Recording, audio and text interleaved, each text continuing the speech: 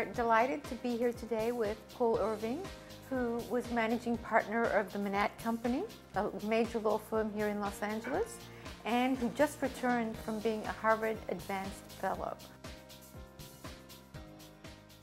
Tell us the story briefly of that moment where, or that epiphany that you had, and how you told it to your colleagues, I'm leaving to do da-da-da-da-da. Well, the fast story is I was on a flight to New York, and I picked up a New York Times, which had a cover article about this program at Harvard.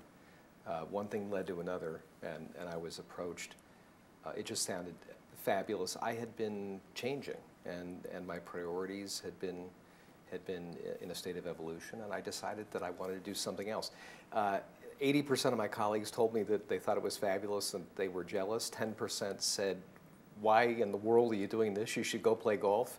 And 10% said, don't leave the law firm. But the 80% won the day. Cool.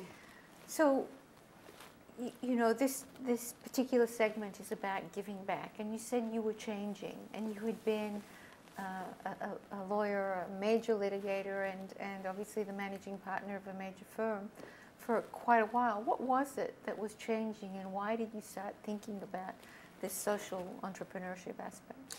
I had always been interested in social sector work and had done it really from the time that I was a very young lawyer, pro bono work and board work on nonprofits and NGOs and the like. And for some reason, I guess, I don't know whether it's age or guilt or something in my evolution, you know, life is a journey, caused me to be increasingly interested in what I could do that was more impactful, more influential, that could have a more measurable outcome than just the kind of temporary work that I had been doing. So the more I thought about it, the more I decided that this is something I wanted to dedicate my life to. And how do you think about more impactful or more influential? What are the ways in which you think about this? Well, I mean, this, you know, it's a great question and a serious and big problem. The social sector is huge. Governments, as we all know, are in a state of retrenchment with budget crises. As a result, social enterprise has to fill a bigger and bigger gap of social need. And folks like the Gates Foundation and others are very concerned about this and are doing great work. In the United States alone, we have about 1.5 million nonprofits. Most of those nonprofits lack sufficient organizational capacity, financial resources, board depth and learning environments, and as a result, they spend an awful lot of time kind of treading water and not really successfully tackling the problems that they identify in their missions. So there's an awful lot that a lot of us can do who have backgrounds in business and law and the sciences and in entertainment, media, Peter, and other areas to help bolster these organizations and frankly ensure their success. And one of the things that's going on, I think, that is a very healthy thing in the sector is more and more measurement assessment about real impact, not just inputs, not just missions, but what's really happening. What are outcomes and impacts of the work that's being done? Philanthropists are driving that, as they should be, making sure that their dollars are wisely invested and properly employed.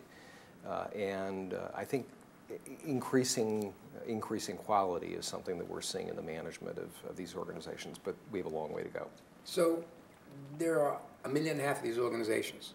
Some of them have best practices. Yep. Many of them are walled gardens. Yep. How do you create an environment where best practices for a philanthropic organization in Georgia gets the benefit of a best practices for Seattle? Well, you just asked the $64,000 question, because one of the criticisms in this sector is unlike in the for-profit sector where we compete and we look to win. If we have a dozen organizations that have similar missions, why aren't they sharing information? Why aren't they sharing best practices? Why aren't they complementing each other in programs?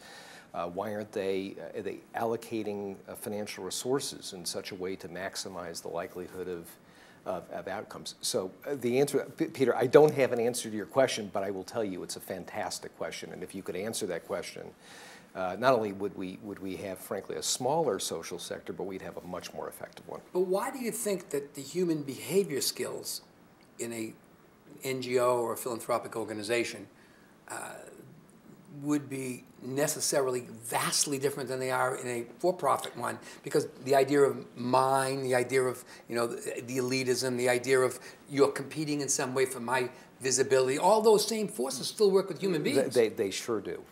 They sure do. It cuts against the experience of many people in these organizations who've grown up in competitive environments. Right.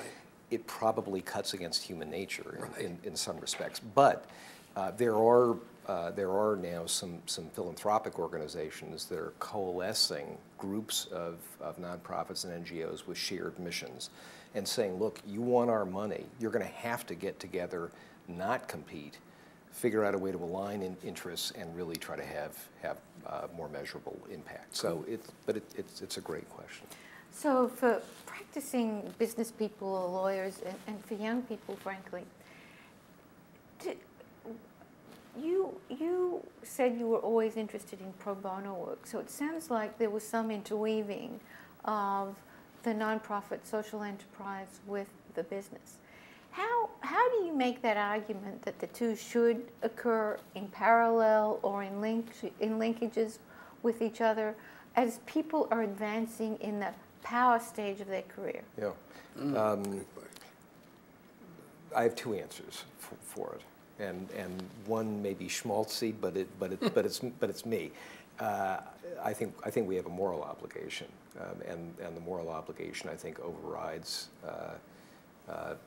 matters just of personal preference and personal interest. So I think it's something that everybody not only should do because it improves their own lives, but I think it's something that they must do because I think it's something they're obligated to do. But even if you don't believe that, and I think many people don't, it's a phenomenal way to develop general leadership skills. Oftentimes, by the way, involvement in these organizations is more difficult than involvement in commercial enterprises. Think of, if you're running McDonald's, the folks that are buying your Big Macs are the folks that are funding your business. If you're in United Way, the beneficiaries of your services are oftentimes not the people who are funding your businesses. So multiple stakeholders, much more difficult relationship maps, very difficult oftentimes to align people around mission, vision, values, to motivate, et cetera. So if you can navigate these environments, and I think oftentimes young people have the opportunity to get into positions where they can be influential early in these environments, that will stand one in wonderful stead for leadership positions in commercial enterprise in years hence. So I think it's a great training ground. The other thing, by the way, is networks. It's interesting. I spent time at Harvard University this year, Judy, as you mentioned, and I had some students from Harvard Law School ask me about jobs. I wasn't terribly interested in talking to them about legal jobs. At the same time, I had students at Harvard Law School, Harvard Business School, the Kennedy School of Education asking me about involvement in their social activities. I was incredibly excited about spending time with them to talk about that and thrilled to help them. And I think it's, I'm not sure, what Peter Guber's in love with, but I bet that some student that talks to Peter about something that he's passionate about in the social sector is more likely to get his attention than they are if they simply ask him for a job making films or doing sports. But the reality is, when people are young and they're very young in their career, the career trajectory is like this. Yeah. And at the same time, their social involvement, has to take a little bit of a back seat to it. I mean, in terms of the amount of quantity and quality of time. But that's not a bad thing because later on they'll leverage that resource to become. So how do you get a company, an organization who is interested in profitability to allow those young initiates, those new people in the company, not only to promote them to participate in those kind of social engagements? Well, again, I think several answers. There are many companies that have active CSR, corporate social responsibility engagements, which provide opportunity for people throughout those companies. Some companies don't. Right. There are some companies, an increasing number, that are really actively involved in this sector. Those who ascribe to conscious capitalism, kind of a growing movement, who really believe that alignment of these community and civic and other involvements directly benefits their business. So it's not kind of an elective. It's not something you just do to do good. It's something that's a core part of your business. But I would say even for somebody who works in a company that doesn't have either of those kinds of approaches, peeling off some time at night on the weekends, figuring out a way to integrate it with family life, et cetera, just creates growth, and I think that growth ultimately leads to greater success. So just one final question. You've had a quarter century in the law field. You've had a year of this wonderful discovery and exploration at Harvard. How do you merge the two, and what's next? It's a really good question, and I think as I was telling you earlier, I just got back from my Harvard experience on Sunday, and so as of this week, I'm an unemployed college graduate, very much like a lot of others these days. I'm really committed to doing something in the social sector next, to be serious about it. I had a wonderful career as a lawyer, loved my colleagues, loved my clients, learned a lot, got to the point that the learning curve had flattened. I think part of the joy of life is a steep learning curve, and I had a very steep one this year, and I want to continue to have a steep one. So I'm exploring a range of options. Something in the education field might be interesting, and I'm talking about some other things, so we'll see. I have one other question. May I ask it? Sure. You know, you can push and you can pull the forces to work in the direction you're talking about. There's push and there's pull. Yeah.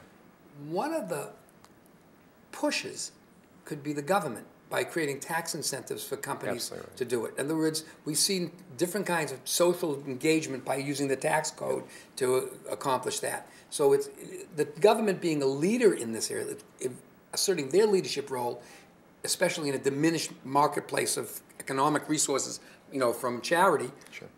Could do this. Is there been any push at that at all that you've seen? Yeah, there's constant push, but obviously it's a very, very difficult situation. You know, the governments both on the federal and state level basically drove cigarettes as a risk, a health risk in the United States significantly out. It still exists in parts of the rest of the world. And there are certainly people today, even literally this morning, I was on a call in which there was a discussion about the food stamp program and incentives and disincentives that drive obesity and other concerns. So public policy is obviously extraordinarily important. The government is ultimately the most important player in social sector solutions.